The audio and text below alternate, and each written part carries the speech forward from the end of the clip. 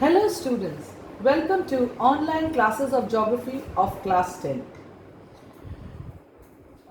Today I am going to start chapter number 4. Now I have already completed chapter 1 with all the notes, with exercise, question answer discussion and with the board questions also. When I have started the online classes, at that time only I have mentioned that chapter number 2 and chapter number 3 is only there for periodic assessment.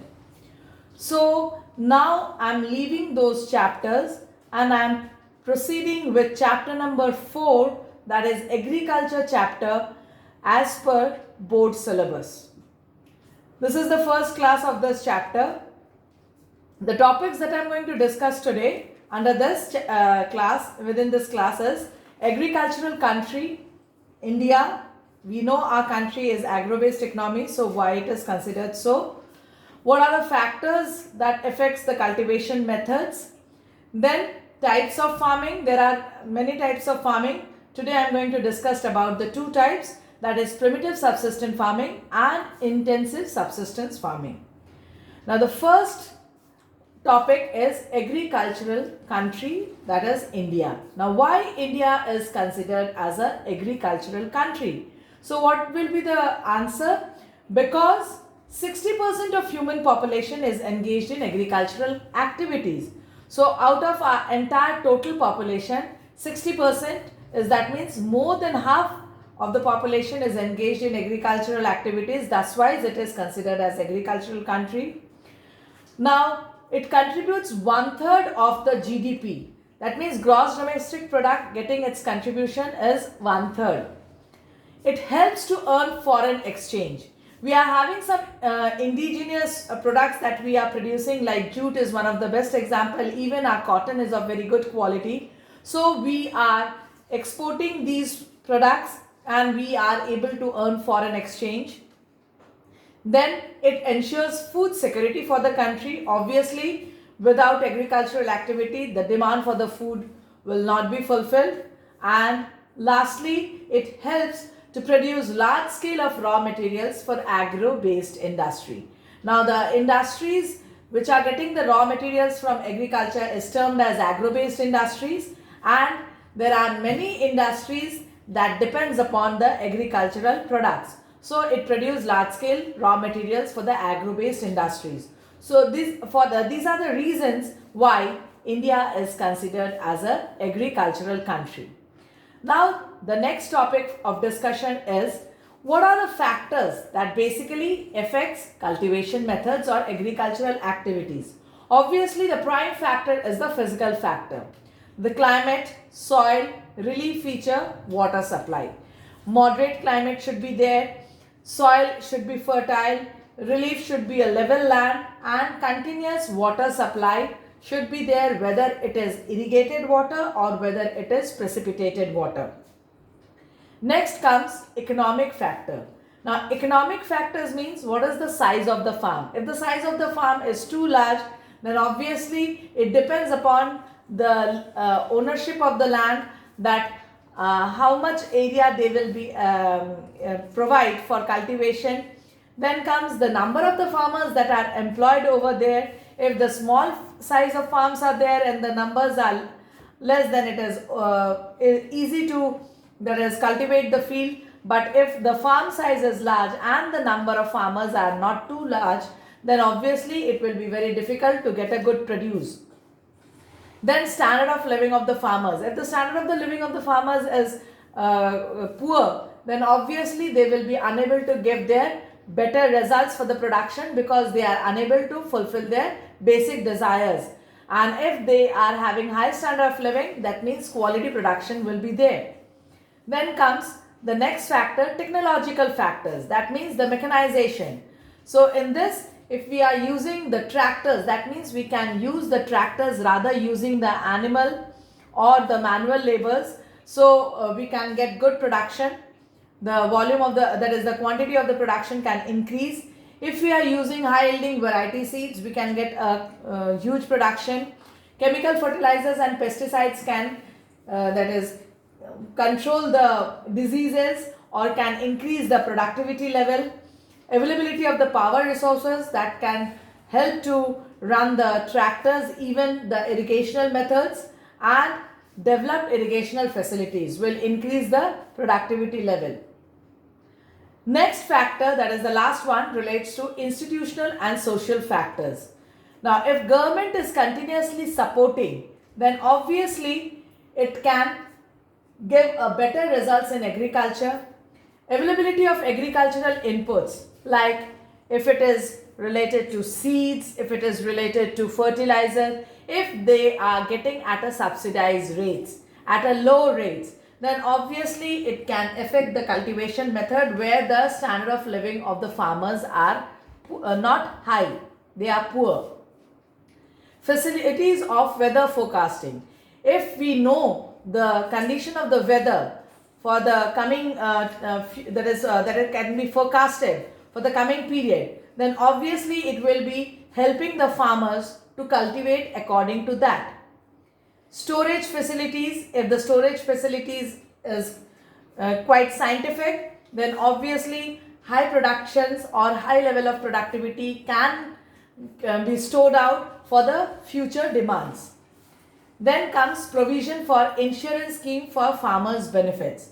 Now, if there is any sort of disease or if there is any sort of crop failure and the resultant, the output is negligible or very less, or it is not according to the rate that has been fixed or the quantity that has been fixed for that particular period of agriculture.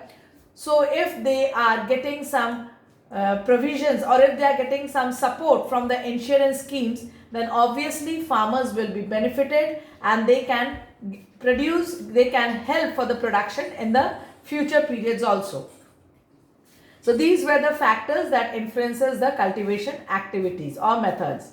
Now the types of farming. Primitive subsistent farming. Now what is subsistent farming? Subsistent farming means the type of farming where the production is basically consumed by the producers itself. If we are producing, we will consume the entire produce. That is subsistent. That is meant for our own survival. Primitive means the ancient method or the old method. Now, primitive subsistent farming features, it is practiced in the dense vegetation. That means forest areas. And in the forest, tribal society resides. So it is being practiced by the tribal society.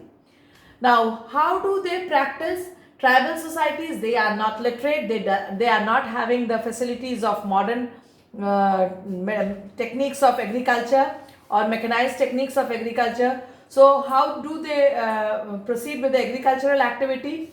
They clear a patch of land, that means they deforest the area, and the left vegetation they burn it, and as they proceed with this activity, it is also termed as slash and burn. Then they use primitive tools. And as they are using primitive tools, though they are clearing a patch, maybe they are clearing a huge patch of land, but they are unable to cultivate the entire stretch. So the size of the land holding is small. Family members are the laborers of the farming activity. They cannot hire any laborers for the farming activity. The family members are only the producers or the laborers. They don't have any sort of irrigational facilities, rather they depend upon monsoon or rainfall for irrigation, and they don't know how to maintain the fertility because they don't have any sort of fertilizers. So what is the resultant? After the fertility of one patch of land is totally exhausted, they move to another patch of land by proceeding with the same activity of deforestation and burning the remnant vegetation, and they do it in a repeatedly, they follow the same practice. So thus wise it is also termed as shifting cultivation. And here the farmers are very poor. Why? Because they are the tribal society, they are very poor, and so the cultivation that they are proceeding with, they are only for their sustenance or for their own consumption. So these are the features of primitive subsistent. One basic feature, that is, everywhere we know how to maintain the soil fertility. We have studied in the first chapter how to maintain by crop rotation. Now due to this crop rotation, we are able to maintain the soil fertility. But here we don't have any sort of fertilizer to maintain the that is a fertility. So what is there? Rather doing the crop rotation, there is rotation of fields. The cultivation is migratory in nature. Basically it is migratory in nature, or it is termed as rotation of fields. So these are the features of primitive subsistence farming. Now primitive subsistence farming is practiced in the entire world, and worldwide where there is a tribal society, where there is a dense forest, they follow this type of farming. So we'll just see some of the names that is given to this type of farming in different parts of the world and even in India. Now the first, that is Indonesia, it is named as Ladang. Mexico and Central America, it is named as Milpa. Venezuela, it is named as Konuku. Brazil, Roca. Vietnam, Ray. Central Africa, Masol. These are some of the name of primitive farming in different parts of the world. And shifting cultivation is also practiced in India and the places, the states where the shifting cultivation is having some different names. Madhya Pradesh, it is also named as Bevar Dahiya. Andhra Pradesh, Podu Penda. Then comes Odisha, Pamadabi, Kuman, Bringa. In Western Ghats, Kumari. In Southeast Rajasthan, Walter or Valere. Himalayan Khil, and in Jharkhand, Kuruva, and in northeastern states, it is Jhuming. In northeastern state, it is Jhum cultivation or Jhuming. Now, we will move to the second type of subsistence farming, that is intensive subsistence farming.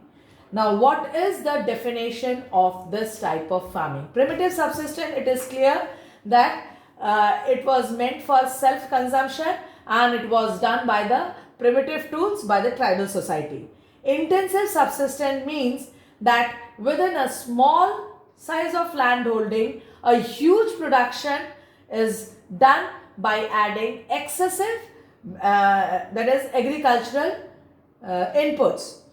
Now I am giving the definition: an agricultural intensification and mechanization system. Intensification means continuously it is increasing, it is being intensified, it is being very much dense over there. Agricultural practices that aims to maximize yields is termed as intensive subsistence farming. So what is it? The agricultural activity is very much intensified by adding up all the agricultural inputs, by using various mechanization system. What is the motive behind it? To raise the productivity. This is intensive subsistence farming. Now we will proceed with the features of intensive subsistence farming practiced in densely populated areas. Now when it is being practiced in densely populated areas, so the maximum of the land will be occupied for the settlement purpose. So the size of the land holding that is left out for the agricultural activity is small. Now it is labor intensive method. Why? Because it is practiced in the densely populated areas, so the labor that is needed for the agricultural activity is readily available.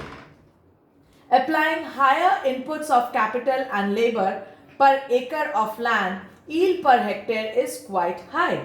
Now we are having a ratio that when there is a small patch of land, so according to the size of the land, the production is high. If we see a small structure, small stretch of land, if we get the production is high. But for that small patch of land, if 10 laborers are enough to cultivate, rather than 10, 50 are engaged over there to do the work of cultivation. So if we see in terms of labor productivity, production is less. So why it is so? Because small patch of land is supporting a huge population. So what is it? The pressure on the land is high. Now production here also is mostly consumed by the farmers themselves. That means the producers as well as the one who is depending upon the cultivation. Now to improve production, what they are needed or what they apply biochemical inputs. That means all sorts of high yielding variety seeds, fertilizers, pesticides at proper intervals, and irrigational facilities are also there. So what we can say that intensive subsistence farming is basically having another feature. Now suppose a small plot of land is there and a farmer is having the 4 sons. Now this plot of land after his death will be divided into 4 because his sons, the number of children are 4. So the land will be divided into 4. Now this a small stretch of land, when it is divided into 4 parts, that means it is fragmented into smaller parts. So will it be very much economical to produce a good productivity from that small patch of land? Obviously not. So this is one of a basic feature, and what we can say, it is one of the disadvantage also. Right of inheritance has led to the fragmentation of land holdings that leaves farming uneconomical to farmers because a small plot of land cannot give a good quality of production. Now, as a result, the pressure on the agricultural land is quite high. Now, just we can see which are the states where the population density is comparatively high. Those are the states where the intensive subsistence farming is being practiced. That is Uttar Pradesh, Bihar, West Bengal, Andhra Pradesh, Maharashtra. These are some of the states where the population density is high and they practice subsistence farming. Now, population density is high in Kerala also, but they don't practice subsistence farming. Rather, they practice commercial farming because over there the level of development is high. That's why they are able to do the work of mechanization, and that's why they practice commercial farming, plantation farming. Subsistence farming is not being practiced in the state of Kerala, being having a high dense area. So now what is there?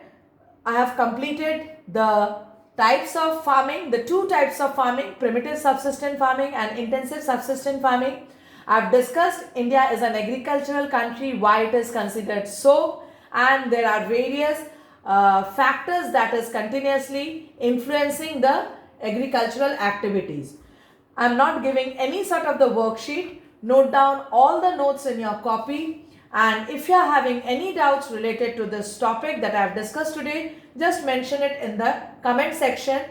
And one more thing, regularly submit your worksheet. I am following with the assessment of the worksheet, and I'll upload the rectification sheet also coming from worksheet 1 till the worksheet 6, and then gradually I'll follow with the worksheet 7 or whatever the worksheet I'm proceeding with that. Today there is no worksheet, but your duty is to up to date the copy by the notes that is being uploaded regularly on the link. And if you are having any doubts, just mention it in the comment section. And thank you for following today's class.